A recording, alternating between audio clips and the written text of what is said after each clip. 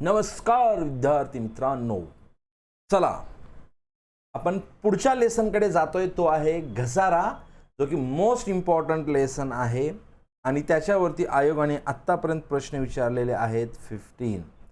किती मित्रांनो? आत्तापर्यंत याच्यावरती आयोगाने क्वेश्चन विचारलेले आहेत 15. हा इम्पॉर्टंट लेसन आहे, याला तुम्ही प्रायोरिटी दिलीच पाहिजे, याला इग्नोर नाही केलं पाहिजे. इम्पॉर्टंट लेसन आहे. याच्यावरती आयोगाने वन लाइनर क्वेश्चन विचारलेले आहेत, ट्रू फॉल्स विचारलेले आहेत आणि कॅल्क्युलेशन क्वेश्चन विचारलेले आहेत. तर सर, कॅल्क्युलेशन क्वेश्चन कशा कशावरती येऊ शकतात? तर कॅल्क्युलेशन क्वेश्चन येऊ शकतात, अंतिम खात्यावरती येऊ शकतात, घसाऱ्यावरती येऊ शकतात. त्याचबरोबर बँक मेळपत्रक, नफा न कमविणारे या लेसन 4 लेसनवरती कॅल्क्युलेशन क्वेश्चन येत असतात आणि हे इम्पॉर्टंट लेसन आहेत, याला इग्नोर करून चालणार नाही. याच्यावरती आपल्याला फोकस करायचा आहे. चला बघा, अगोदर आपण काय करतो तुम्हाला माहित आहे. ही सिरीज कोणती आहे? आयोगाने विचारलेल्या प्रश्नांचे ॲनालिसिसची ही सिरीज आहे आणि या सिरीजमध्ये आपण आयोगाने विचारलेल्या प्रत्येक क्वेश्चनचं ॲनालिसिस करतोय इन डिटेल. मग ते ॲनालिसिस सुरू करण्याच्या अगोदर आपल्या ज्या हँड रिटन नोट्स आहेत त्या नोट्सचं रिव्हिजन करू आणि एकदा रिव्हिजन झाल्याच्या नंतर आपण पुढे जाऊ. बघा, लेसनचं नाव काय? घसारा. घसारा म्हणजे काय? घसारा म्हणजे काय? Reduction in the value of asset. समजून घ्या बाळांनो, reduction in the value of asset खूप इझी आहे, तुमच्या रेग्युलर लाईफचं आहे. घसारा, फोकस करा. घसारा याला इंग्लिशमध्ये काय म्हटलं जातं? डेप्रिसिएशन. मग डेप्रिसिएशन मतलब क्या होता है बेटा? Reduction. Reduction in the value of fixed asset. Reduction in the value of fixed asset. समझ में आ रहा है बेटा? क्या हो रहा है? वैल्यू जो होती है, वैल्यू मतलब क्या बेटा? किसी भी असेट की कीमत. वो क्या हो रहे? रिड्यूस मतलब क्या? कम हो रहे, कमी होता आहे. यस और नो? कशाची? फिक्स्ड असेट म्हणजे स्थिर संपत्ती. एक तुम्हाला पॉइंट समजला पाहिजे, कॉमन सेन्स डेव्हलप करायचा, की इथे त्यांनी म्हटलंय का चल संपत्ती? नाही, तर इथे त्यांनी बोललेलं आहे स्थिर संपत्ती. म्हणजे घसारा, डेप्रिसिएशन हा फक्त आणि फक्त स्थिर संपत्तीशी संबंधित आहे आणि फक्त हा स्थिर संपत्तीवरतीच कॅल्क्युलेट केला जात असतो. घसारा कशावर आकारला जात असतो? संपत्तीवरती, पण त्या पण कोणत्या? स्थिर संपत्तीवरती हा घसारा नेहमी आकारला जात असतो. बघा, आता पुढे जातोय आपण हँड रिटन नोट्सकडे. घसारा, ठीक आहे. घसारा नेहमी आकारला जात असतो स्थिर संपत्तीवरती. घसारा कशावरती आकारला जात असतो? नेहमी स्थिर संपत्तीवरती आकारला जात असतो. यस और नो? चला बघा, घसारा आकारण्याची सूत्रे दिलेली आहेत, काही फॉर्म्युलाज दिलेले आहेत. 2 टाईपचे फॉर्म्युलाज आहेत. बघा, 2 टाईपचे. ज्यावेळेस क्वेश्चनमध्ये तुम्हाला life of the asset, life of पाय नाही, लाईफ ऑफ द असेट, संपत्तीचं आयुष्य दिलेलं असेल तर त्यावेळेस हा फॉर्म्युला यूज करायचा. आणि जर क्वेश्चनमध्ये तुम्हाला घसारा कॅल्क्युलेट करण्याचा जर दर दिलेला असेल तर त्यावेळेस तुम्ही हा फॉर्म्युला कॅल्क्युलेट करायचा असतो. बरोबर आहे? आता बघा, घसारा, संपत्तीची किंमत, काय फॉर्म्युला आहे? बघा, काय म्हटलेलं? डेप्रिसिएशन, घसारा आकारण्यासाठी 2 फॉर्म्युला आहेत. फोकस करा मित्रांनो, फोकस पाहिजे, फोकस मोस्ट इम्पॉर्टंट आहे. किती फॉर्म्युला आहेत? 2 फॉर्म्युला आहेत. When life is given, when life is given and when rate of depreciation is given. Rate म्हणजे काय म्हणता येईल याला? दर. आणि लाईफ म्हणजे काय म्हणता येईल? आयुष्य. संपत्तीचं आयुष्य दिलेलं असेल तेव्हा कोणता फॉर्म्युला यूज करायचा? तर संपत्तीची जी किंमत असते ती प्लस संपत्तीची किंमत प्लस स्थापना खर्च. काय केलं जातं? प्लस स्थापना खर्च. असं आहे. आता हे स्थापना खर्च काय प्रकार आहे सर? बघा, एक्झाम्पल इकडे लक्ष द्या. समजा हे तुमचं ऑफिस आहे. इमॅजिन करा. Imagination is more important than knowledge. बघा, इथे तुम्हाला कोपऱ्यामध्ये काय बसवायचे आहे? AC बसवायची आहे, एअर कंडिशनर. तर AC बसवण्यासाठी तुम्ही सर्वप्रथम काय करणार, मार्केटमध्ये जाल, AC परचेस करणार, करेक्ट. मग AC परचेस केल्याच्या नंतर मग तुम्ही AC डोक्यावर घेऊन येणार का, नाही. काय करणार, एक ऑटो लावणार किंवा एक छोटा हाती असेल त्याच्यामध्ये तुम्ही टाकणार. मग समजा AC ची जी किंमत असेल, प्राइस असेल समजा ₹1 लाख, 1 लाख रुपयाची AC घेतली तर ती जड असेल. म्हणजे टेम्पोमध्ये भरण्यासाठी आणि आपल्या ऑफिस पाशी आल्यानंतर काढण्यासाठी मजूर लागतील, म्हणजे त्यांना मजुरी दिली जात असेल, येस ऑर नो. मग समजा मजुरी त्यांना दिली 1000 रुपये, मग ट्रान्सपोर्ट खर्च येईल, वाहतूक खर्च, समजा की वाहतूक खर्च आला ₹1000 रुपये. मग AC इथे आणली, AC आणल्या चल मेरी राणी म्हणल्या लगेच AC ऑन होईल, थंड थंड कूल कूल, थंड थंड कूल कूल आवाज येईल का, नाही. तर काय करावं लागेल, त्याला बसवावं लागेल. तर त्याच्यासाठी इन्स्टॉलेशन करावं लागेल, आणि इन्स्टॉलेशन करण्यासाठी समजा 2000 रुपये लागले, आणि तो इन्स्टॉलेशन करतोय त्याची फीस आली समजा 5000 रुपये. समज में आ रहा बेटा कुछ. इन्स्टॉल करण्यासाठी तुम्हाला सर्व गोष्टी लागतील, बोर्ड लागेल, वायर लागेल, आउटलेट काढावं लागेल, त्याच्या सर्व गोष्टी असतात. समजा याच्यासाठी खर्च आला 7000 रुपये. तर बघा काय म्हटलं इथे, याच्यामध्ये बायफर्गेट जर करायचं झालं, किंमत म्हणजे ही झाली त्याची परचेस प्राइस, पण त्याला बसवण्यासाठी किंवा त्याचा प्रत्यक्ष यूज करेपर्यंत जो खर्च आला हा झाला त्याचा स्थापना खर्च. मग हे त्याच्यामध्ये ॲड केला जातो, अधिक केला जातो. मग 1 लाख प्लस 1 2 4 आणि 5 किती झाले, 9000. म्हणजे याची किंमत किती झाली, 1,09,000 ही त्याची किंमत झाली. कशाची, त्या स्थिर संपत्तीची, म्हणजे या ACची. मग याच्यावरती याला डिवाइड करणार त्याच्या आयुर्मान, उपयुक्त आयुर्मान, ठीक आहे. संपत्तीचे अनुमानित उपयुक्त आयुष्य कोणतं, अनुमानित. अनुमानित अनुमानित म्हणजे फिक्स्ड नसतं, एक प्रिडिक्शन केलं जात असतं, इस्टिमेटेड असतं. ते पण उपयुक्त म्हणजे युजफुल, समजते का. बघा AC जर लावली तर 100 वर्ष राहील तसे, पण उपयुक्त उपयोग 100 वर्ष होईल का, त्याचं चालेल का, नाही. तर अनुमानित उपयुक्त आयुष्य कन्सिडर केलं जात असतं, समजते का. आणि जर क्वेश्चनमध्ये रेट दिला असेल तर संपत्तीची मूळ किंमत कोणती असणार आहे, मूळ किंमत ही झाली त्याची संपत्तीची मूळ किंमत. मग दर इज इक्वल टू संपत्तीची मूळ किंमत, समजते का रे, संपत्तीची मूळ किंमत इंटू त्याचा दर, दर भागिले 100, हा फॉर्म्युला यूज करायचा असतो. आता पुढे जातो बघा, घसार आकारण्याच्या मेथड्स. घसार आकारण्याच्या मेथड्स 2 मेथड आहेत, बऱ्याचशा मेथड आहेत, पण तुमच्या सिलेबसला फक्त 2 मेथड आहेत. एक आहे स्ट्रेट लाईन मेथड आणि दुसरी आहे रिटर्न डाऊन व्हॅल्यू मेथड. बघा स्ट्रेट लाईन त्याच्या याच्यामध्येच नावामध्येच आहे बघा, कसली मेथड, 2 मेथड आहेत. एक कोणती आहे, स्ट्रेट लाईन, कशी, स्ट्रेट लाईन, आणि एक आहे रिटर्न डाऊन व्हॅल्यू मेथड, म्हणजे काय होणार आहे, डाऊन होणार आहे. आणि काय एका पहिल्यामध्ये काय राहणार आहे, सेम राहणार आहे.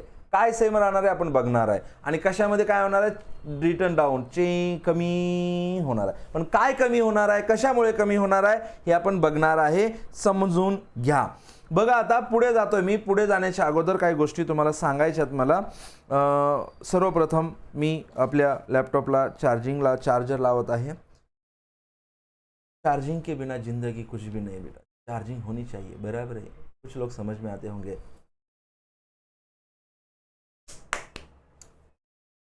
बरोबर आहे. चला, मराठीमध्ये काय म्हणलं जातं त्याला, स्थिर प्रभाग पद्धती किंवा सरळ रेषा पद्धती, मूळ किंमत पद्धती. 3 नावं आहेत. तिन्हीपैकी कुठल्याही नावाला पकडून आयोग प्रश्न विचारत असताना आयोगाने प्रश्न विचारलेले आहेत. बघा आता, दरवर्षी काय म्हटले, दरवर्षी एकाच रकमेने घसारा मूळ किमतीवर आकारला जात असतो. म्हणजे स्ट्रेट लाईन मेथड, स्थिर प्रभाग पद्धती, सरळ रेषा पद्धती, मूळ किंमत पद्धती, याच्यामध्ये घसारा जो असतो प्रत्येक वर्षी समान असेल, ना इनक्रीज ना डिक्रीज. प्रत्येक वर्षी डेप्रिसिएशन कसा असेल, सेम असेल, आणि प्रत्येक वर्षी घसाऱ्याची रक्कम ही काय असते, समान असते. म्हणजे घसारा प्रत्येक वर्षी हा समान आकारला जात असतो, ना इनक्रीज ना डिक्रीज. यामुळे समान रकमेने घसारा आकारण्याच्या संपत्तीचे मूल्य, तिची अनुमानित उपयुक्त आयुष्य संपल्यावर तिची स्थिर संपत्तीची किंमत शून्यापर्यंत किंवा मोडीपर्यंत येत असते. म्हणजे संपत्तीचे आयुष्य संपल्याच्या नंतर, उपयुक्त आयुष्य संपल्याच्या नंतर त्या संपत्तीची किंमत शून्यापर्यंत किंवा मोडीपर्यंत येत असते. मोडीपर्यंत म्हणजे मोडीमध्ये घालायचे ना, आपण गावाकडे म्हणायचो ना, मोडीमध्ये घातले वस्तू म्हणजे भंगार, बरोबर आहे. मग पुढे जातोय बघा, संपत्ती खरेदी केल्याच्या, हे इम्पॉर्टंट स्टार मार्क केलेलं याला, बरोबर आहे का, तुम्ही पण स्टार मार्क केलं पाहिजे, लक्ष द्या.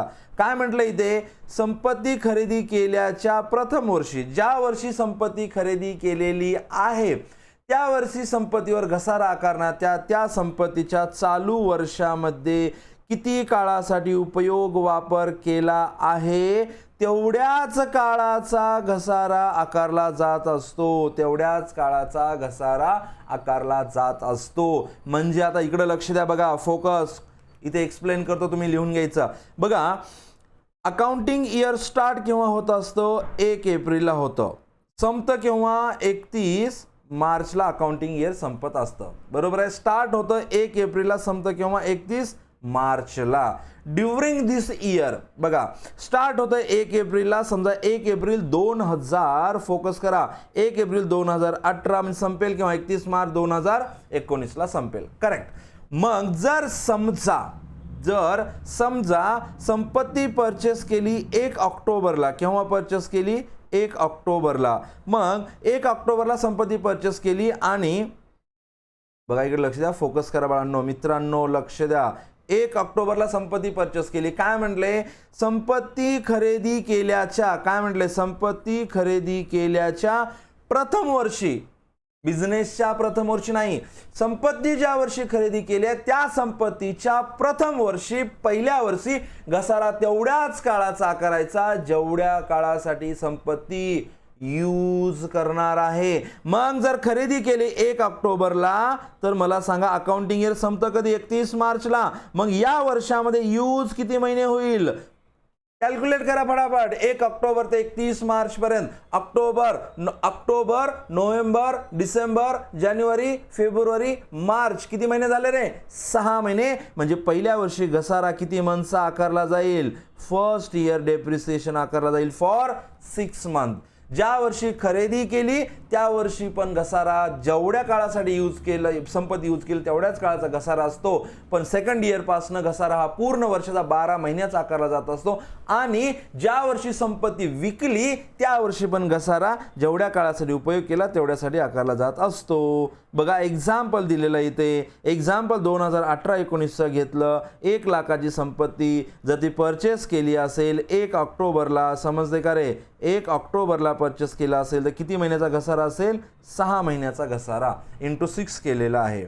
मग 19-20 हे पुढचं वर्ष झालं, बरोबर आहे का, हे नेक्स्ट इयर झालं ना, हे फर्स्ट इयर झालं, हे सेकंड इयर झालं. मग या वर्षी घसारा पूर्ण आकारला किती रुपीज, 10,000. थर्ड इयरला पण घसारा 100% आकारलेला आहे, 10,000. समजतंय का. फक्त पहिल्या वर्षी घसारा कसा काय केला जातो, जेवढ्यासाठी यूज केलं तेवढ्यासाठी. आणखीन एक त्याच्यामध्ये पॉईंट लिहून घ्या, याच्यामध्ये लिहून दिलेला नाही पॉईंट, 6 पॉईंट. संपत्ती विक्री, ज्या वर्षी संपत्ती विकली आहे, लिहून घ्या बाळांनो, मित्रांनो, ज्या वर्षी संपत्ती, कोणती, स्थिर संपत्ती, फिक्स्ड असेट, कोणती संपत्ती, स्थिर संपत्ती, फिक्स असेट विकली आहे, विक्री केली आहे, त्या वर्षी घसारा तेवढ्याच काळाचा आकारला जातो जेवढा काळ संपत्ती उपयोगात आणली आहे. संपत्ती काय केली, उपयोगात आणलेली आहे. जेवढा टाइम, जेवढा पिरियड संपत्ती यूज केली तेवढ्याच काळाचा घसारा आकारला जात असतो पहिल्या याच्यामध्ये. म्हणजे पहिल्या याच्यामध्ये आपण काय पाहिलं, क्वेश्चन कुठे कुठे येऊन गेलेले आहेत बघा. क्वेश्चन आयोगाने विचारलेले आहेत आतापर्यंत ह्या पहिल्या पॉईंटवरती. घसारा प्रत्येक वर्षी कोणत्या पद्धतीनुसार समान असतो, तर स्थिर प्रभाग पद्धती, सरळ रेषा, मूळ किंमत पद्धतीनुसार समान असतो. मग असा पण प्रश्न आलेला आहे की कोणत्या पद्धतीनुसार संपत्तीचं आयुष्य संपल्याच्या नंतर किंमत 0 उरते, तर सरळ रेषा पद्धती, स्थिर प्रभाग पद्धती, मूळ किंमत पद्धतीनुसार घसारा हा म्हणजे संपत्तीची किंमत 0 होत असते किंवा मोडीपर्यंत येत असते. पण हा जो स्टार मार्क केला, राऊंड केला, याच्यावरती आयोगाने प्रश्न विचारलेला नाही. याच्यावरती आयोग हा थेरी क्वेश्चन पण विचारू शकतो, याच्यावरती आयोग हा प्रॅक्टिकल कॅल्क्युलेशन क्वेश्चन पण येऊ शकतो. कोणता? हा एवढा पार्ट जो आहे ना 6 मंथ कॅल्क्युलेशन, याच्यावरती प्रश्न आला नाही. मला असं वाटतं की यावर्षी याच्यावर प्रश्न येऊ शकतो. मित्रांनो, इग्नोर करू नका, फॉलो करा. आत्तापर्यंतच्या बॅचचा एक्सपिरियन्स आहे, जुन्या विद्यार्थ्यांना विचारा की मी जे क्लासमध्ये घेत असतो त्याच्यातलं येत असतं का, एक्सपिरियन्स बोलत असतो, अनालिसिस बोलत असतं. पुढे बघा, चला दुसरी रिटर्न डाऊन व्हॅल्यू मेथड, प्ररासन आधिक्य पद्धती, ऱ्हासमान शिल्लक पद्धती. शिल्लक आता बघा खूप इझी आहे. घसारा आकारण्याचा दर प्रत्येक वर्षी सारखा असतो. घसारा तर सेम आकारला जातो, रेट चेंज नाही होणार. 10% तर प्रत्येक वर्षी 10%च घसारा आकारला जातो. पण दर कायम असूनही घसाऱ्याची रक्कम, दर कायम असूनही घसाऱ्याची जी रक्कम आहे ती दरवर्षी बदलत असते. म्हणजे काय होत असते, दरवर्षी कमी कमी होत असते. घसारा कमी कमी होतो. स्थिर प्रभाग पद्धतीमध्ये घसारा हा प्रत्येक वर्षी सेम असतो, समान असतो. पण ऱ्हासमान प्ररासन शिल्लक पद्धतीमध्ये घसारा हा प्रत्येक वर्षी कमी कमी कमी कमी होत जात असतो. या पद्धतीत घसारा हा दरवर्षी काय म्हटले, घसारा हा दरवर्षी संपत्तीच्या पुस्तमूल्यावर आकारला जात असतो. कोणत्यावरती? संपत्तीच्या पुस्तमूल्यावर आकारला जात असतो. म्हणजे सुरुवातीला असलेली जी रक्कम असते त्याच्यावरती आकारला जात असतो. प्रत्येक वर्षाच्या सुरुवातीला जे रक्कम येते त्याच्यावरती घसारा आकारला जात असतो. पुढे बघणार आहे आपण, डोंट वरी.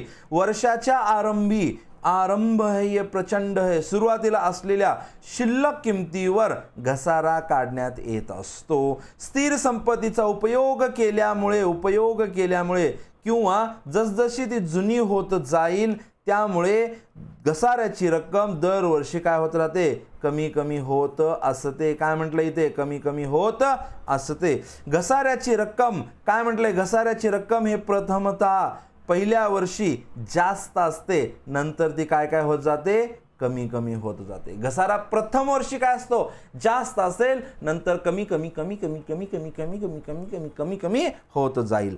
संपत्तीच्या शिल्लक किमतीवर घसारा आकारला जात असल्याने काय म्हटलेले, संपत्तीच्या शिल्लक किमतीवर घसारा आकारला जात असल्याने या पद्धतीला ऱ्हासमान शिल्लक पद्धत म्हटलेलं आहे. एक्झाम्पल घेऊन मी तुम्हाला सांगणार आहे, डोंट वरी. बघा, या पद्धतीचा वापर मोठी कशासाठी केव्हा केला जातो, ज्यावेळेस मोठी यंत्रे, वाहन याच्यावर घसारा आकारण्यासाठी केला जात असतो. आणि या पद्धतीमध्ये स्थिर संपत्तीच्या आयुष्याच्या शेवटी किंमत शून्यापर्यंत मोडीपर्यंत येत नाही. स्टार मार्क करून ठेवलेलं आहे.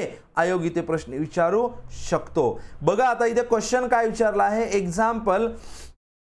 एक्झाम्पल समजा, चला इकडे मी इन रिटर्न मध्ये सांगतो तुम्हाला. त्याला जर हे एक्सप्लेन केलं तर तुम्हाला थोडंसं समजायला प्रॉब्लेम क्रिएट होऊ शकतो. त्याच्यामुळे इन डिटेलमध्ये मी तुम्हाला इथे लिहून दाखवणार आहे. एक्झाम्पल फक्त आपण रीड करू. काय, 1,10% आणि 6 महिने. बघा आता इकडे लक्ष द्या, दोन्हीचं सांगतो तुम्हाला. समजा सर संपत्तीची जर किंमत असेल ₹1 लाख, काय म्हणतो मी, संपत्तीची किंमत किती असेल, ₹1 लाख असेल. एकच मिनिट थांबा. बघा काय म्हटलं आपण इथे, किंमत किती पकडली त्याची, 1 लाख रुपये.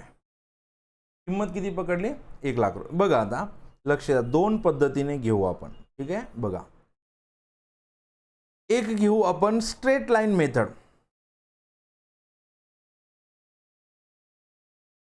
स्ट्रेट लाईन मेथड म्हणजे कोणती, सरळ रेषा पद्धती.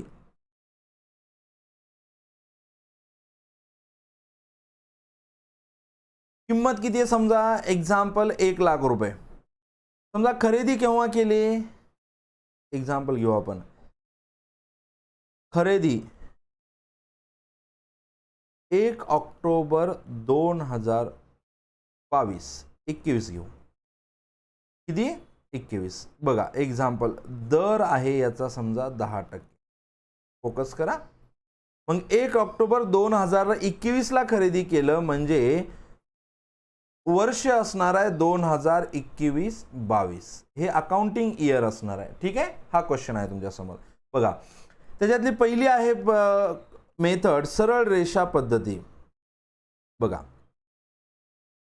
फर्स्ट इयर जो असेल, फोकस करा, फर्स्ट इयर जो असेल या वर्षी रक्कम किती आहे? 1 लाख रुपये. दर किती आहे मित्रा? 10%. पण हे फर्स्ट इयर आहे, पहिल्या वर्षी जेवढ्या काळासाठी यूज केला तेवढ्या काळासाठी संपत्तीवरती घसारा आकारला जात असतो. मग परचेस केव्हा केलं? 1 ऑक्टोबर 2021 ला. मग 2021-22 हे वर्ष केव्हा स्टार्ट होणार? 1 एप्रिल 2021 एंड होणार 31 मार्च 2022. पण खरेदी केव्हा केलं? 1 ऑक्टोबर 2021. तर याच्या सेंटरमध्ये 1 ऑक्टोबर 2021. मग इथून इथपर्यंत किती महिने होतात? 6 महिने होतात. मग याच्यावरती 6 महिन्याचा घसारा आकारला जाणार. तो किती येणार? लक्ष द्या. बघा हा झिरो कटला, हा झिरो, हा झिरो, हा झिरो. 6 1 6, 6 2 12 आणि 2 5 10. किती आला घसारा पहिल्या वर्षी? मग 5000. मग दुसऱ्या वर्षी जो घसारा आहे ना, तो सेकंड इयर पासनं घसारा हा त्याच्या मूळ किमतीवर पूर्ण वर्षाचा आकारला जात असतो. 6 महिने वगैरे काही पकडायचं नाही. 10,000 येणार. इकडे पण थर्ड इयरला घसारा आकारला जाणार त्याच्या किती? मूळ किमतीवरती 1 लाख गुणिले 10 भागिले 100. तर किती होणार? 10,000. किती होणार रे मित्रा? लक्ष दे, बघ, फटाफट आन्सर दे. चल माझ्यासोबत बोल. माझ्यासोबत बोललास तर ठीक आहे, नाही तर मग अवघड आहे तुझं. बघ फोर्थ इयरला कॉस्ट किती आहे त्याची? 1 लाख रुपये. दर किती आहे? 10%. मग किती येणार त्याचा आन्सर? फटाफट सांग. 0 0 कटला. किती येणार? 10 येणार. मग याची फिफ्थ इयरला पण घसारा मूळ किमतीवर आकारायचा. मूळ किंमत 1 लाख. दर किती? 10 भागिले 100. किती येणार रे मग? 10,000. मग तू काय ऑब्झर्व केला का रे मित्रा? काय ऑब्झर्व सर? बघा पहिल्या वर्षी घसारा हा कमी आहे का? कारण की त्याचा यूज 6 महिने आहे म्हणून. पण दुसऱ्या वर्षापासून घसारा हा पूर्ण 12 महिन्याचा कॅल्क्युलेट केला आणि 12 महिन्याचा घसारा हा प्रत्येक वर्षी कसा आहे? समान आहे. घसारा चेंज झालेला नाही. पण नेक्स्ट मेथड मध्ये बघा, आता लक्ष द्या. प्ररासन आधिक्य पद्धती. कोणती पद्धत आहे? प्ररासन आधिक्य पद्धती. प्ररासन आधिक्य किंवा शिल्लक पद्धती. प्ररासन शिल्लक पद्धती किंवा प्ररासन आधिक्य पद्धती पण म्हणतो. ऱ्हासमान शिल्लक पद्धत पण म्हणत असतात. ठीक आहे ना? 3-4 नाव आहेत, लक्षात ठेवा. आयोगाने कुठल्याही नावाला पकडून क्वेश्चन विचारलेला आहे. चला बघा आता याच्यामध्ये काय होणार आहे. फर्स्ट इयरला कसं कॅल्क्युलेशन असेल मित्रांनो? लक्ष द्या. जरा वेगळा कलर पेन घेतो तुमच्यासाठी, special for you boys and girls. Come on, चलो देखो बेटा. फर्स्ट इयरला घसारा किती काळाचा कॅल्क्युलेट होईल? 1 लाखावरती 10%. सर पहिल्या वर्षी 6 महिने यूज झाला म्हणून 6 महिन्याचाच घसारा. हा झिरो, हा झिरो, हा झिरो कटला. 6 2 12, 2 5 10. किती आलं रे तुमच्या मराठीमध्ये? 5,000 रुपये. तर सेकंड इयरला घसारा जो आहे ना, त्याच्या मूळ किमतीवर 10% आकारला जात असतो. पण याच्यावरती माझे एक लाईन चुकलं मित्रांनो. मूळ किंमत म्हणलेलं नाही, तर शिल्लक किमतीवर आकारला जात असतो. तर पहिल्या वर्षाच्या शेवटी किती असणार आहे? 1 लाख मधून पहिल्या वर्षाचा घसारा जर मायनस केला 5,000, उरले किती? 95,000. हे पहिल्या वर्षीची शेवटची रक्कम 95,000. हीच दुसऱ्या वर्षाची सुरुवातीची रक्कम असेल 95,000 आणि या 95,000वरतीच घसारा आकारला जात असतो 10%. म्हणजे किती येणार घसारा? 9,500 रुपये. मग पहिल्या वर्षाच्या शेवटी घसारा काय होणार रे? त्याच्या दुसऱ्या वर्षाच्या सुरुवातीला असलेले 95,000 मायनस दुसऱ्या वर्षाचा घसारा मायनस होणार 9,500. तर आन्सर किती येईल इथे बघा? 0 0 मायनस 0 0. मग 10 मायनस 5 5. मग 14 मायनस 9 किती येणार रे? चला फटाफट इकडे कॅल्क्युलेट करू, आपलं रॉंग नको व्हायला. 0 0 10 minus 5 5 14 minus 5 85,500 मित्रांनो किती आलं रे 85,500 ही दुसऱ्या वर्षाची शेवटची शिल्लक काय म्हणते नाव बघा प्ररासन शिल्लक पद्धती पहिल्या वर्षीची शिल्लक राहिली 95,000 त्याच्या वर्षी घसारा आकारला दुसऱ्या वर्षाच्या शेवटी जे शिल्लक राहील 85,000 त्याच्यावरती घसारा आकारला जाईल थर्ड इयरला मित्रा समजते का रे 85,500 इंटू 10/100 तर किती येणार याचा आन्सर 8,500 मग या 85,500 मधून 8,500 मायनस होणार 0 0 0 बरोबर आहे का रे 15 मायनस 8 7 77,000 समजते मित्रा येस ऑर नो ओके मग हे जे आहे तिसऱ्या वर्षाच्या शेवटी 85,500 त्याच्यावरती घसारा आकारला 8,500 तो मायनस केला उरले किती 77,000 मग फोर्थ इयरला मित्रा फोर्थ इयरला ही जी किंमत शिल्लक राहत असते त्याच्यावरती घसारा आकारला जातो मग घसारा येणार 7,700 मग तुम्ही जर काय ऑब्झर्व केला असेल तर तुम्हाला कळालं असेल की घसारा जो आहे ना या बघा इथे 6 महिन्याचा होता याच्यामुळे तो कमी होता 5,000 पण दुसऱ्या वर्षी घसारा 12 महिन्याचा पूर्ण आकारला 12 महिन्याचा पूर्ण वर्षाचा 9,500 तिसऱ्या वर्षी घसारा 12 महिन्याचा आकारला 8,500 त्याच्या पुढच्या वर्षी घसारा 12 महिन्याचा आकारला 7,700 म्हणजे राहसमान शिल्लक पद्धतीनुसार घसारा प्रत्येक वर्षी कमी कमी कमी कमी कमी कमी होत जातो का कारण की घसारा हा त्याच्या पुस्त मूल्यावर आकारला जात असतो जे की वर्षाच्या सुरुवातीला आलेलं असतं त्याच्यावरती घसारा आकारला जात असतो समजते का आणि हे पाठीमागच्या वर्षाच्या शेवटचं म्हणजे या वर्षाच्या सुरुवातीचं असतं मग घसारा जो आहे ना राहसमान शिल्लक पद्धतीनुसार घसारा हा प्रत्येक वर्षी कमी कमी कमी होत असतो का कारण की त्याच्या पुस्त मूल्यावर तो आकारला जात असतो रेग्युलर बॅचमध्ये खूप डिटेल घेतलेला आहे तुम्ही तिथे जाऊन पुन्हा पाहू शकता बघा पुढे जातोय ॲप्लिकेशन डाउनलोड करा ब्रिलियंट कॉमर्स क्लासेस तुम्ही केलेलेच असेल त्याच्यामध्ये जाऊन कोर्स परचेस करा आणि तिथून तुम्ही बघू शकता आयकराच्या निर्धारणासाठी बरोबर आहे कोणासाठी आयकराच्या निर्धारणासाठी या पद्धतीला मान्यता देण्यात आलेली आहे म्हणजे इन्कम टॅक्स ऍक्ट साठी प्ररासन आधिक्य पद्धती शिल्लक पद्धती हे ग्राह्य धरली जात असते दुसरी पद्धत म्हणजे पहिली जी स्ट्रेट लाईन मेथड आहे तिला ग्राह्य धरलं जात नाही बघा आता काय म्हणते घसारा हा फक्त आणि फक्त दृश्य स्थिर संपत्तीवर आकारला जात असतो अदृश्य स्थिर संपत्तीवरती पण आकारला जात नाही फक्त आणि फक्त दृश्य स्थिर संपत्तीवरतीच आकारला जात असतो अदृश्य स्थिर संपत्तीवर घसारा आकारला जात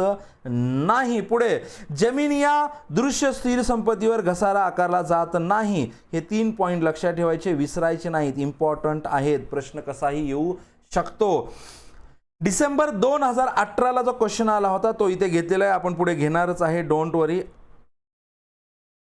घेणारच आहे बरं चला इथे लगेच घेऊन टाकू आपण लवकरात लवकर होऊन जाईल बघा एखाद्या संपत्तीने जर खरेदी केलेली आहे असे तिची व्हॅल्यू आहे 3,90,000 आणि तिचे उपयुक्त आयुर्मान आहे 4 वर्ष आणि अखेरीस त्याचे अवशिष्ट मूल्य किती उरले 40,000 म्हणजे स्क्रॅप व्हॅल्यू उरली तर स्थिर प्रभाग पद्धतीने घसारा किती येणार आहे तो पण 2 वर्षानंतरचे पुस्तकी मूल्य कॅल्क्युलेट करायला सांगितले त्याने पुस्तकी मूल्य म्हणजे व्हॅल्यू म्हणजे किंमत म्हणजे कोणती असू शकते बघा इथे म्हणू शकतं दुसऱ्या वर्षी किंमत किती येणार इथे किती आले दुसऱ्या वर्षात शेवटी किती आले बघा या पद्धतीनुसार किती आले रे मित्रा लक्ष दे बघ इकडे लक्ष दे हे बघ एवढी आली तिसऱ्या वर्षाच्या शेवटी पुस्तकी मूल्य किती आलं एवढं आलं बरोबर आहे प्रश्न विचारू शकता दुसऱ्या वर्षाच्या शेवटी दुसऱ्या वर्षाच्या सुरुवातीला जर दुसऱ्या वर्षाच्या सुरुवातीला म्हटलं तर 95,000 हे पुस्तकी मूल्य आहे आणि शेवटी म्हणलं तर 85,000 आहे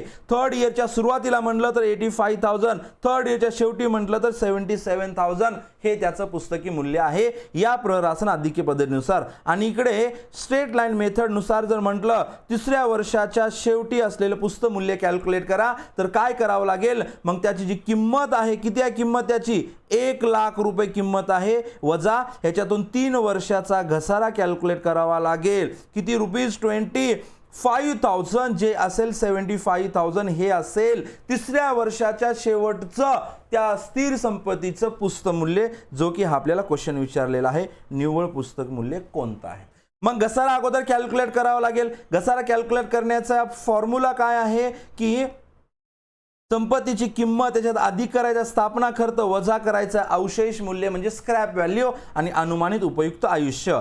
तर 3,90,000 त्याची किंमत आहे. स्थापना खर्च काहीच आला नाही, 0 मायनस केले स्क्रॅप व्हॅल्यू. मग 3,50,000 उरले. किती उरले? 3,50,000 डिवायडेड बाय किती वर्ष केलं त्याने?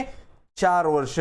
तर मग किती आलं एका वर्षासाठी? 87,500. पण इथे काय म्हटलेलं आहे? 2 वर्षानंतरचं म्हटले ना, म्हणून त्याला इंटू 2 केलं तर 2 वर्षाचा घसारा आला 1,75,000. तर त्याची मूळ किंमत 3,90,000 मधून 2 वर्षाचा घसारा मायनस केला, उरले 2,15,000.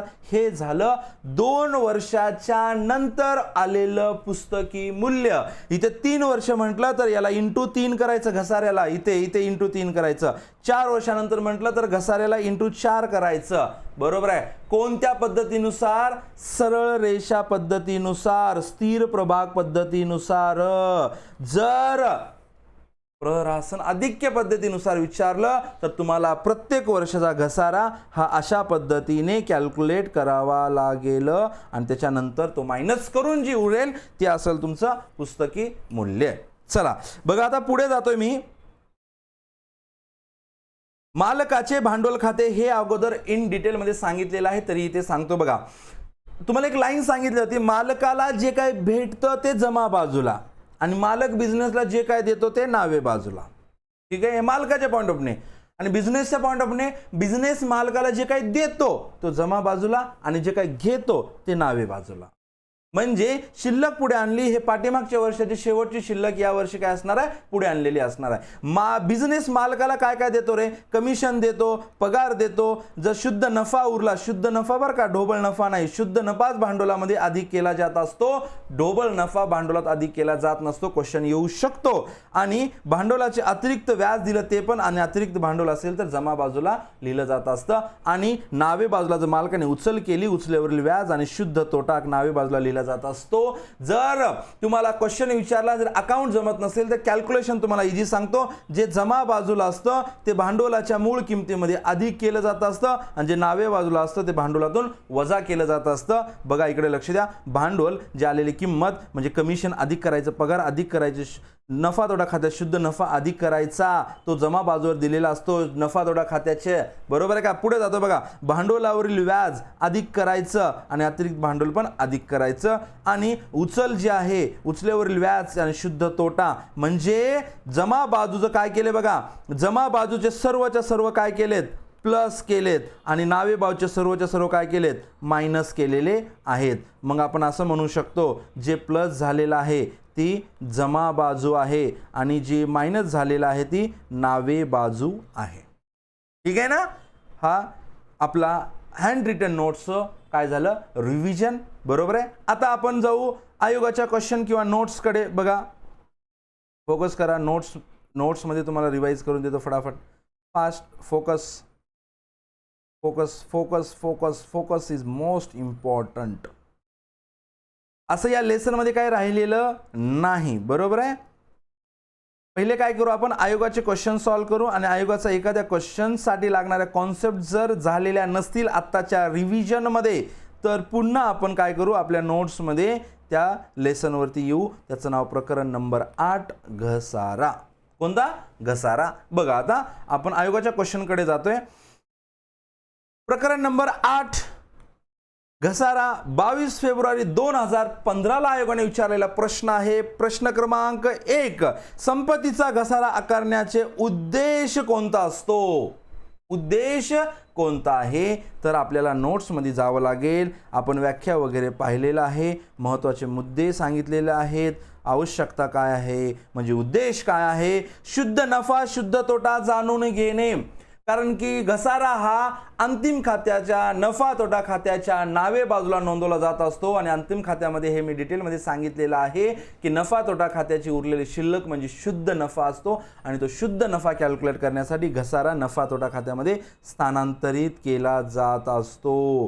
नफा तोटा खाते. पुढे एखाद्या संपत्तीची वास्तविक आर्थिक स्थिती दर्शवण्यासाठी म्हणजे एखादी फिक्स असेट असेल तर त्याची व्हॅल्यू दर्शवण्यासाठी ॲक्च्युअल किंमत म्हणजे 5 वर्षानंतर हे जे आपण संपत्ती खरेदी केली होती 1 लाखाची त्याची किंमत किती, तर त्याची किंमत असणार आहे हे सर्व घसारा 5 वर्षाचा घसारा मायनस केलं तर जे उरेल ते असेल. बघा किती 1 10 20 30 40 45 मायनस केलं तर 5 वर्षाच्या नंतर किती किंमत उरली त्याची 55,000. ही खरी किंमत कॅल्क्युलेट करण्यासाठी आपल्याला घसारा आवश्यक असतो. बघा संपत्तीचे पुनर्मूल्यांकन किंवा पुनर्स्थापना करण्यासाठी तिचं रिव्हॅल्युएशन करण्यासाठी पण आणि कायदेशीर पूर्ततेसाठी घसारा आकारला जात असतो. बघा संपत्तीची खरी किंमत दर्शवण्यासाठी करेक्ट आहे शुद्ध नफा, निव्वळ नफा, शुद्ध नफा म्हणायचं, निव्वळला काय शुद्ध नफा शुद्ध तोटा कॅल्क्युलेट करण्यासाठी पण घसारा आकारला जात असतो. आणि घसाऱ्यामुळे होणारे नुकसान संपत्तीच्या कार्यकाळात विभागले जात असते.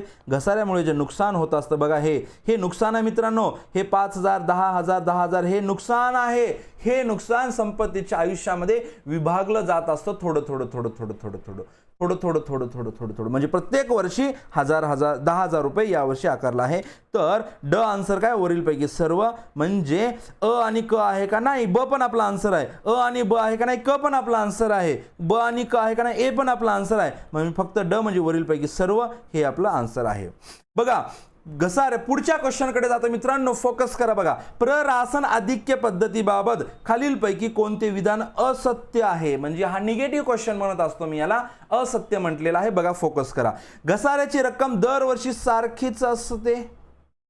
सारखीच असते का प्ररासन आधिक्य पद्धतीमध्ये? नाही, घसाऱ्याची रक्कम हे प्रत्येक वर्षी कमी होत असते. म्हणजे हे विधान असत्य आहे, सारखंच नसतं. घसारा संपत्तीच्या घटित मूल्यावर आकारला जातो का? यस, प्रत्येक वर्षी जी रक्कम कमी होत असते. फोकस करा. बघा इथे थोडंसं हे झालं, याला आपण काय करू, कमी करू. लक्ष द्या. बघा फोकस संयम. बघा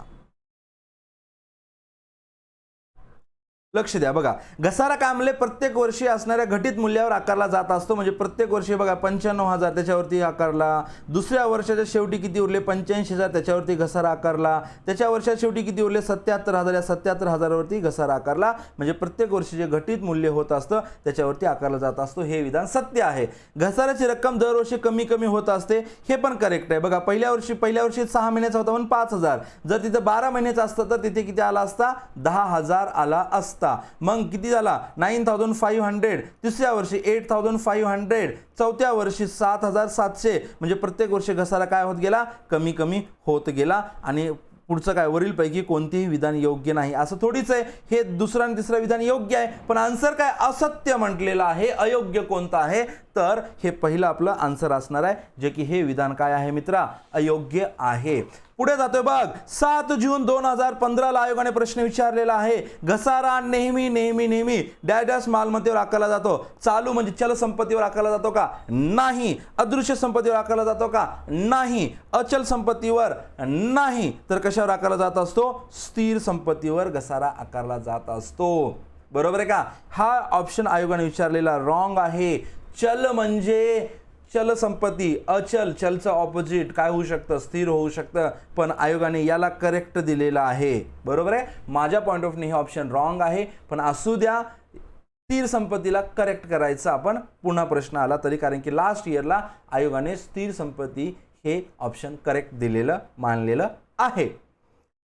पुढे जातोय बघा. आता जर एका यंत्रसामग्रीवर कमी केलेल्या मूल्य पद्धतीने, काय म्हटलेलं मित्रा, कमी केलेल्या मूल्य पद्धतीने म्हणजेच प्ररासन आधिक्य पद्धतीने सलग 3 वर्षे दर साल दर शेकडा या दराने 10% दराने जर घसारा आकारला असेल, तर यंत्रसामग्रीचे कमी झालेले मूल्य जर 10,20,600 इतके असेल तर त्याची मूळ किंमत किती हे आपल्याला कॅल्क्युलेट करायचं आहे.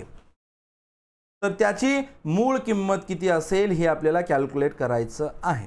बघा आता तुम्हाला नोट्समध्ये जागा असेल तर तिथे लिहून घ्या, अगोदर समजून घ्या, तुम्हाला मी वेळ देतो. हा कॅल्क्युलेशन क्वेश्चन आहे, फोकस करायचा आहे.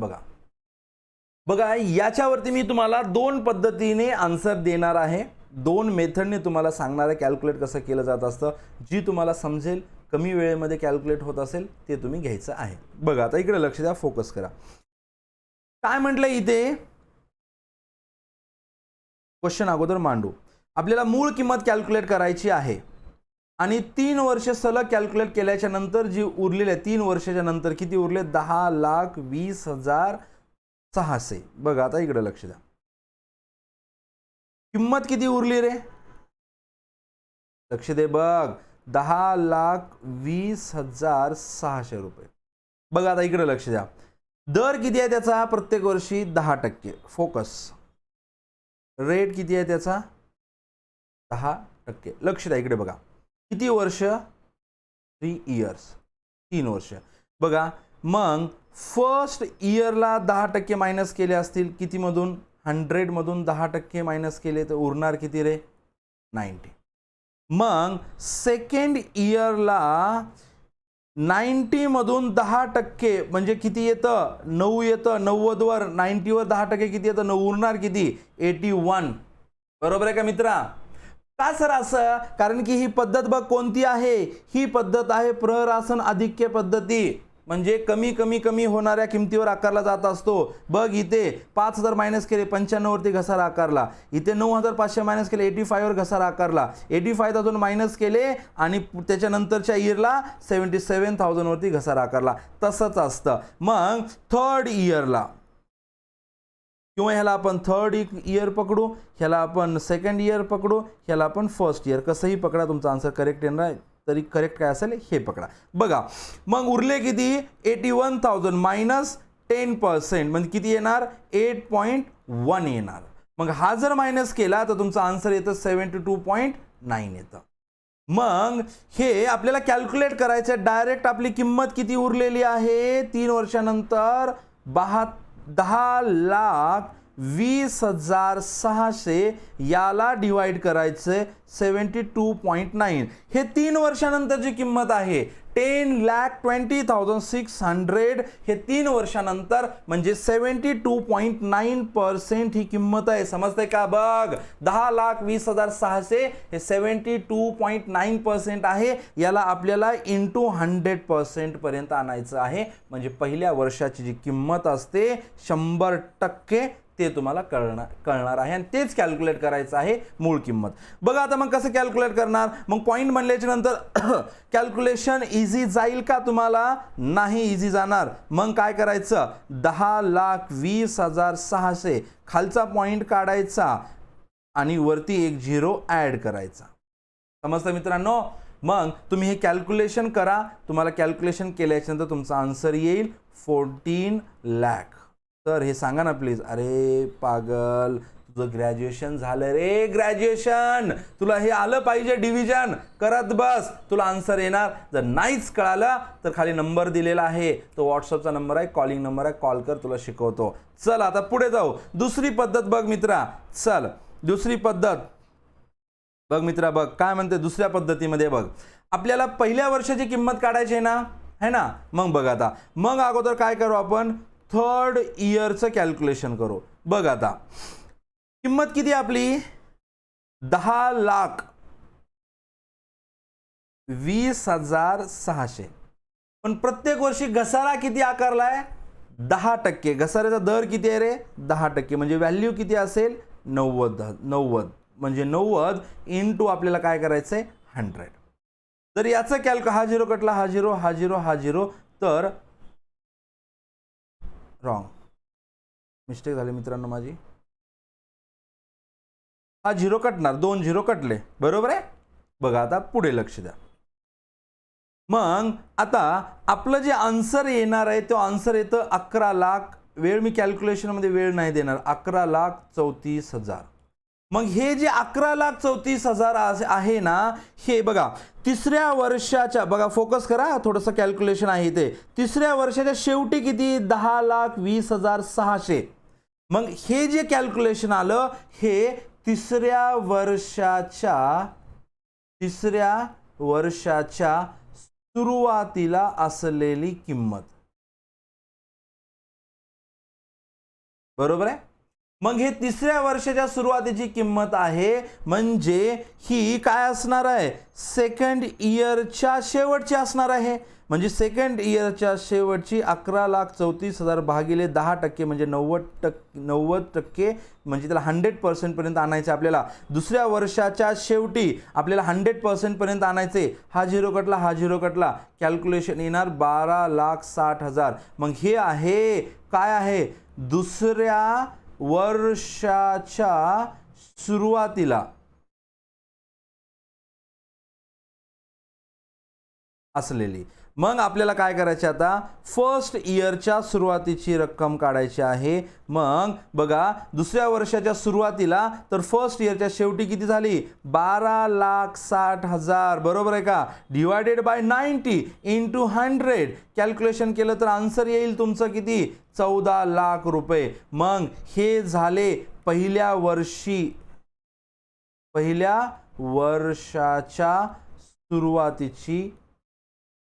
वर्षाच्या सुरुवातीची किंमत. लक्ष दे मित्रा. आता क्वेश्चन वाच काय म्हणले, मूळ किंमत किती असेल त्याची, म्हणजे पहिल्या वर्षाच्या सुरुवातीला किती असेल, तर त्याचं आन्सर आले आपलं 14 लाख. आणि या पद्धतीनुसार पण 14 लाख तुम्हाला जी इझी वाटली तुम्ही ते घेऊ शकता. आणि हे व्हिडिओ पॉज करायचा आणि फटाफट दोन्ही मेथड त्या क्वेश्चनच्या जवळच लिहून घ्यायचं आहे. मग आपलं आन्सर काय आहे मित्रा, आन्सर आहे आपलं हे सेकंड 14 लाख रुपये. चल पुढे जातोय बघा, खाली नमूद 2 विधानापैकी कोणते विधान योग्य आहे, म्हणजे हा पॉझिटिव्ह क्वेश्चन आहे. बाजार मूल्य वर्षभरात वाढले असले तरी घसारा आकारण्यात येतो. करेक्ट. बाजार मूल्य वाढू द्या, कमी होऊ द्या, बाजारात त्याची किंमत काही होऊ द्या, पण त्याच्यावर घसारा आकारला जाणार, कारण की घसारा हा पुस्तक मूल्यावर आकारला जातो. म्हणजे समजा हे मी परचेस केलं 100 रुपयाला, माझ्या पुस्तकामध्ये रेकॉर्ड केलं 100 रुपयाला, पण याची बाजारात किंमत जर 50 रुपये झाली किंवा बाजारात किंमत जर 200 रुपये झाली, तर घसारा आकारण्याचं सोडणार आहे का, नाही सोडणार. का, कारण की घसारा हा पुस्तक मूल्यावर आकारला जातो, म्हणून याच्यावर घसारा आपण आकारणारच. हे विधान योग्य आहे. घसारा आर्थिक स्रोत नाही, हा सोर्स ऑफ फंड आहे मित्रांनो. कसं काय, जेवढा प्रत्येक वर्षी घसारा कमी कमी कमी कमी होत असतो, तेवढीच रक्कम बाजूला काढून ठेवली जात असते. का, कारण की आयुष्य संपल्याच्या नंतर पुन्हा संपत्ती खरेदी करण्यासाठी. बघा काय म्हटलं इथे, जर समजा आपण एक्झाम्पल घेतलं होतं, बघ इथे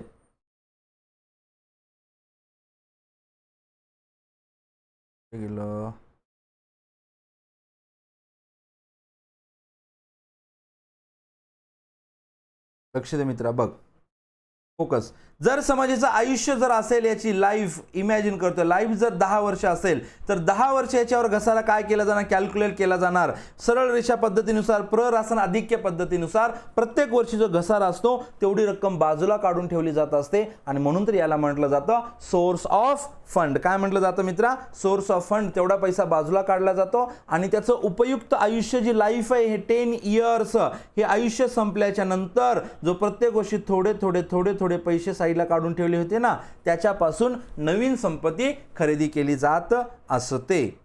मग पहिला आन्सर करेक्ट आहे. मग उत्तर फक्त अयोग्य आहे, करेक्ट. ब योग्य आहे का नाही, ब रॉंग आहे. अ आणि ब दोन्ही योग्य नाही, दोन्हीही योग्य नाहीत, रॉंग. तर आन्सर काय आपलं अयोग्य आहे. तर चला मित्रांनो पुढे जातोय. 28 ऑगस्ट 2016 ला विचारलेला प्रश्न हा तुमच्या समोर आहे. घसाऱ्याची रिक्त मूल्य पद्धत म्हणजे प्ररासन आधिक्य पद्धती संपत्तीची मालमत्तेसाठी वापरली जाते. कोणत्या संपत्ती, सॉरी, हे रिक्त मूल्य पद्धत आहे, ही वेगळी पद्धत आहे. तर हे वापरली जाते खाणीसाठी. हे डिप्लेशन व्हॅल्यू मेथड आहे, रिडक्शन व्हॅल्यू मेथड नाही. आपण ज्या 2 मेथड बघतोय त्याच्यातला हा क्वेश्चन नाही. हा क्वेश्चन घसाऱ्याच्या त्या वेगवेगळ्या पद्धती आहे, त्यातली एक पद्धत आहे डिप्लेशन व्हॅल्यू मेथड, रिक्त मूल्य पद्धत. याच्यावरती क्वेश्चन आलेला आहे आणि याचा आन्सर आहे माइंड अँड क्वेरी. जर की तुमच्या सिलेबसला ही पद्धत नाहीच, तरी आयोगाने प्रश्न विचारलेला आहे, बाय मिस्टेक त्यांच्याकडनं प्रश्न आलेला आहे. पण बॉस इज ऑलवेज राईट, तर ते चुका मान्य करणार नाहीत. पण तुम चुकणार नाही, झुकेगा नाही साला. तुम्ही कोर्टात जाणार, केस लढणार, तुमचं पण वेळ जाणार, कोर्टाचा पण वेळ जाणार आणि जे दुसरे विद्यार्थी त्यांचं नुकसान. त्यामुळे तसं नका करू, अभ्यासावरती फोकस करा.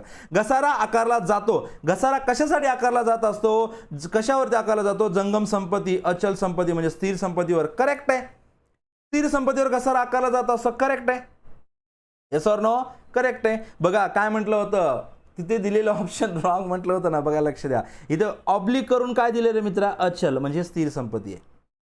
बघ इथे 2 ऑप्शन काय दिलेत, स्थिर पण दिले. लक्ष दे मित्रा, बघ याला म्हणतात ॲनालिसिस. एवढं छोटं छोटं ॲनालिसिस करून द्यावं लागतं तुम्हाला. अचल म्हटलं म्हणजे दोन्ही आन्सर करेक्ट, पण आयोगाने कोणतं दिलंय? फक्त दुसरं. दोन्ही आन्सर करेक्ट आहेत. चल पुढे जातोय बघ.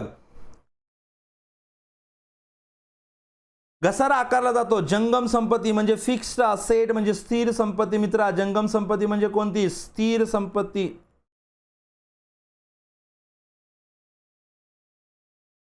याच्यावरती घसारा आकारला जातो. यास, चालू चल संपत्तीवर नाही, अदृश्य संपत्तीवर नाही, बाह्य शुल्कावर नाही. तर अ आणि ब करेक्ट आहे का? नाही. फक्त अ करेक्ट, फक्त क नाही, वरीलपैकी काही नाही, रॉंग. फक्त हे आपलं आन्सर आहे, कारण की फक्त आणि फक्त फिक्स असेटवरती घसारा आकारला जात असतो. ओनली ए, फिक्स असेट हे आपलं आन्सर आहे. डॅश डॅश पद्धतीमध्ये घसाऱ्याची रक्कम दरवर्षी कमी कमी कमी होत जाते. कम कम कम होत आहे. तर कोणत्या पद्धतीनुसार? तर स्थिर हप्ता गलत, सरळ सुव्यवस्था असली तर नाहीच, पुनर्मूल्यांकन नाही, तर ऱ्हासमान शिल्लक पद्धती म्हणजे डिमिनिशिंग बॅलन्स मेथडनुसार घसाऱ्याची रक्कम ही दरवर्षी काय होत असते? कमी कमी कमी होत असते. ह्या असल्या पद्धती वगैरे काही नाही, हे तुम्हाला फक्त कन्फ्युजनसाठी दिलेलं आहे. काय मित्रा, काय म्हणतो मी? हे तुला फक्त कन्फ्यूज केले आयोगाने असले काही ऑप्शन देऊन. तर आन्सर आपलं हे आहे. चल, घसारा हा बघ 2018ला विचारलेला प्रश्न. घसारा हा डॅश डॅश करिता आकारला जातो. घसारा आकारण्याचा उद्देश काय? वरचा क्वेश्चन जशास तसा, वरचा क्वेश्चन जशास तसा, वरचा क्वेश्चन जशास तसा. बघ इकडे लक्ष दे. घसारा आकारण्याचा उद्देश कोणता? खरी किंमत, नफा तोटा आणि त्याचं कार्यकालात विभाजन. बघ आता पुढे लक्ष दे. घसारा हा डॅश डॅश करिता आकारला जात असतो. नफा तोटा शोधण्यासाठी, मालमत्तेची कार्यक्षमता टिकवण्यासाठी, मालमत्तेचे पुनर्मूल्यांकन करण्यासाठी. बरोबर आहे का रे? Yes or no? तेच ऑप्शन आहेत ना. कशासाठी आकारला जात असतो? शुद्ध नफा शुद्ध तोटा कॅल्क्युलेट करण्यासाठी आकारला जात असतो. बरोबर आहे का? किंवा त्याच्यावरचं पुनर्मूल्यांकन करण्यासाठी घसारा आकारला जात असतो. तर आपलं ऑप्शन आहे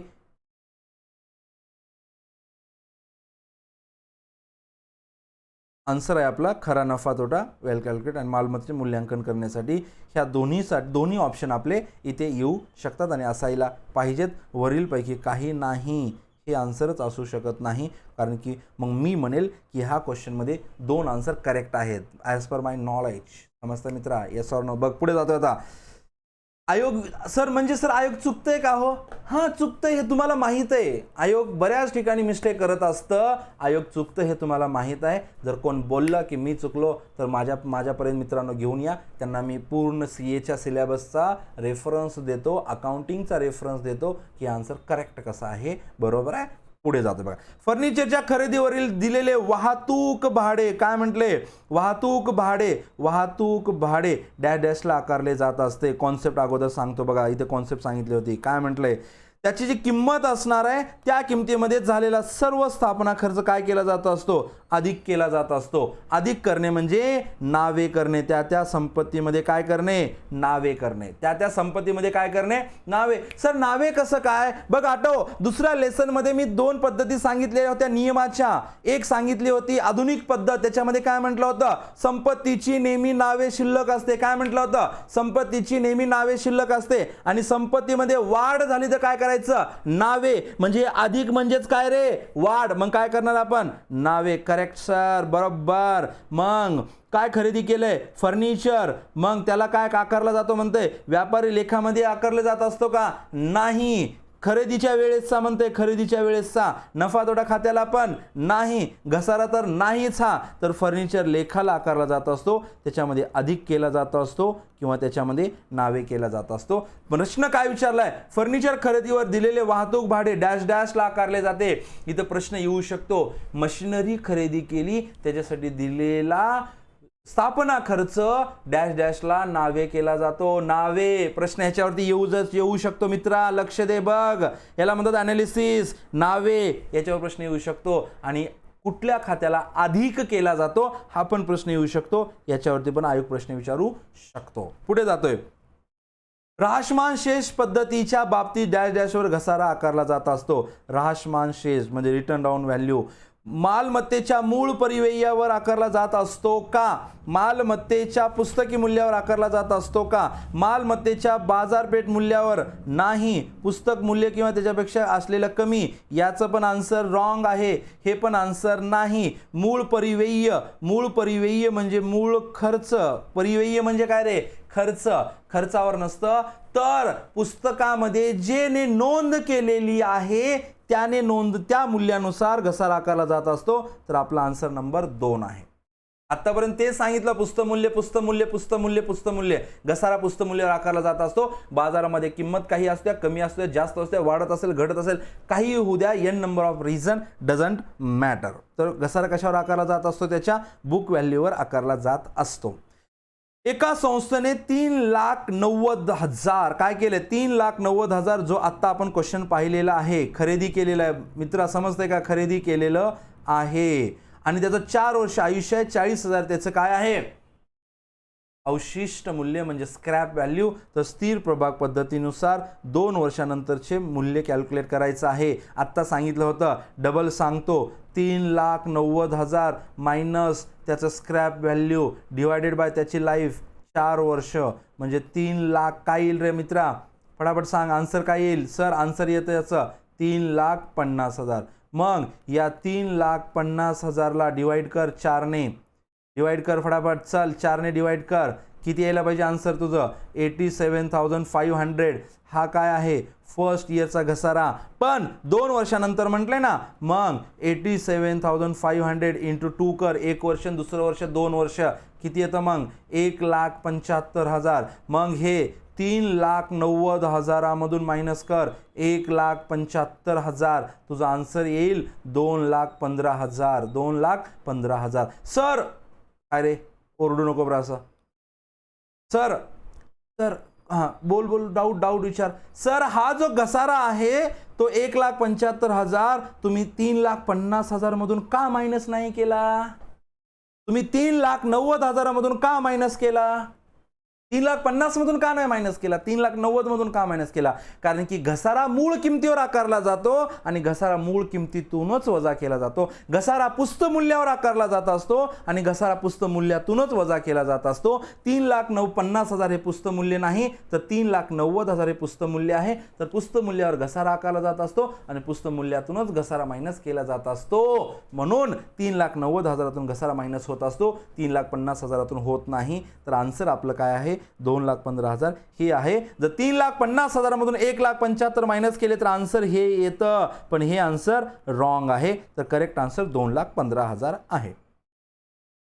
मालमत्तेवर घसारा आकारण्याची कारणे कोणती आहेत, कारण कोणतं विचारलंय. मालमत्तेच्या उपयोगितेच्या वापरामुळे होणारा तोटा कॅल्क्युलेट करण्यासाठी, मालमत्तेचा वापर न केल्यामुळे त्याच्या किमतीत घट होते म्हणून घसारा आकारला जात असतो, तांत्रिक विकासामुळे जुनी मालमत्ता कालबाह्य होत असते आणि त्याचबरोबर मालमत्ता सततच्या कामामुळे पूर्णपणे उपयोगात आणली जाते आणि त्याच्यानंतर आपल्याला नवीन संपत्ती खरेदी करायची असते आणि त्यासाठी जो सोर्स म्हणजे फंड कलेक्ट करायचा असतो म्हणून घसारा आकारला जात असतो. तर आपला आन्सर सर्वच्या सर्व करेक्ट आहेत, अ ब क ड हे सर्वच्या सर्व करेक्ट आहे, हे आपलं आन्सर असणार आहे. बघा पुढे जातोय मग मित्रांनो, 2019 ला आयोगाने प्रश्न विचारलेला आहे आणि सेम टू सेम कशावरती, सेम टू सेम या क्वेश्चन वरती विचारलेला आहे. बघा एका संस्थेने 3,90,000 चे यंत्र खरेदी केले, त्याचं आयुष्य 4 वर्ष, 40,000 अवशिष्ट मूल्य, स्थिर प्रभाग पद्धतीने 2 वर्षानंतरची निव्वळ पुस्तकी मूल्य कॅल्क्युलेट करा म्हटले. बघा पुन्हा प्रश्न रीड करा, इथे काय म्हणतोय प्रश्न. श्री विजय यांनी 5 लाखाचा एक मोटार वाहन खरेदी केले, त्याचं उपयुक्त आयुष्य 5 वर्ष आहे, अवशिष्ट मूल्य 1,00,000 आहे, सरळ रेषा तरतुदीनुसार त्याचं 3 वर्षानंतरचं निव्वळ पुस्तकी मूल्य किती असणार आहे. तुम्हाला फटाफट कॅल्क्युलेट करता येईल, माझ्यासोबत फटाफट कॅल्क्युलेट करा. 2 2 4 वेळेस सांगितलेलं आहे. 5 लाख रुपये पुस्तकी मूल्य वजा करा त्याच्यावरचं अवशिष्ट मूल्य डिवायडेड बाय त्याची लाईफ म्हणजे किती येणार, 4,00,000 भागिले 5 म्हणजे आन्सर किती येणार रे तुझं, फटाफट बोल. 80,000 येणार सर. मग किती म्हटले, 3 वर्षानंतर म्हटले ना, पाठीमागे 2 होतं, इथे 3 वर्ष बोलले.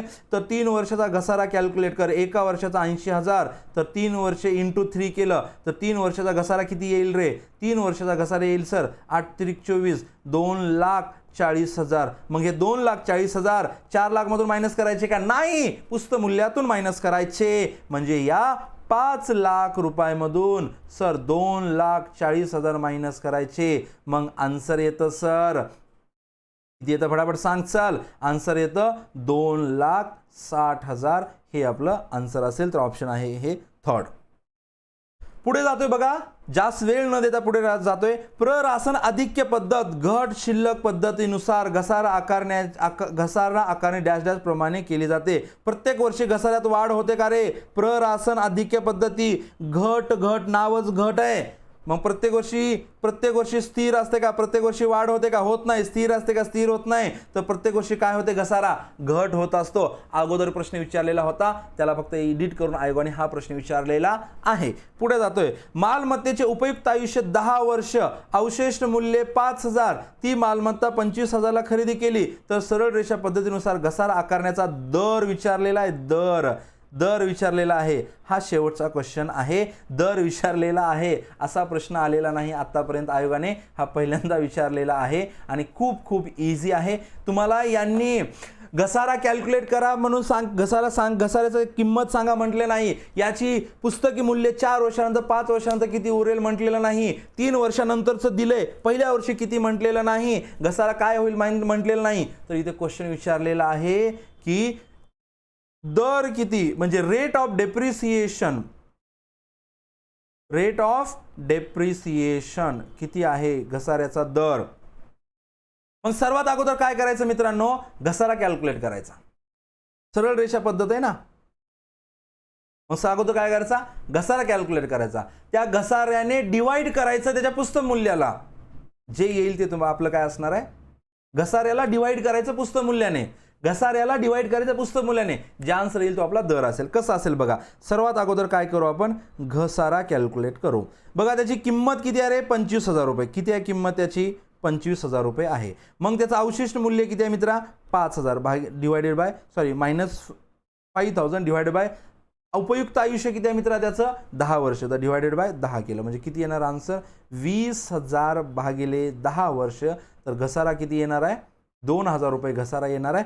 तर आपल्याला दर कॅल्क्युलेट करायचा आहे. तर दर कॅल्क्युलेट करताना दर इज इक्वल टू जो घसारा असेल त्याला डिवाइड करा त्याचं पुस्तक मूल्याने किंवा त्याच्या किमतीने डिवाइड करा इंटू 100 म्हणजे दर कॅल्क्युलेट होत असतो. तर घसारा किती आला? 2,000 रुपये डिवाइडेड बाय पुस्तकी मूल्य किती आहे त्याचं? अवशिष्ट मूल्य मायनस केल्यानंतर किती आलं रे? 20,000 रुपये. बरोबर आहे का? मग 2,000 भागिले 20,000 बरोबर आहे का? मग किती येणार? इंटू 100 करायचं. किती येणार? हा 0 कटला, हा 0, हा 0, हा 0. तर किती येणार तुझा आन्सर? रॉंग. Calculation wrong. ठीक आहे. 2 0 कट झाले. मग 2,001 2,000 1 गुणिले 10 किती झालं? 10%. किती झालं रे? 10%. हा झाला आपला रेट. तर आपला आन्सर आहे हे. तर अशा पद्धतीने घसाऱ्यावरचे जेवढे काही क्वेश्चन होते ते सर्वच्या सर्व क्वेश्चन आपण इथे सॉल्व्ह केलेले आहेत. भेटू आपण पुढच्या लेसनला. तोपर्यंत bye bye. Take care. See you soon. जर मित्रांनो तुम्हाला व्हिडिओ आवडलेला असेल तर तुमच्या सर्व मित्रांपर्यंत पोहोचवा. त्यांना पण याचा बेनिफिट होऊ द्या. सबका साथ सबका विकास. Bye bye. Take care.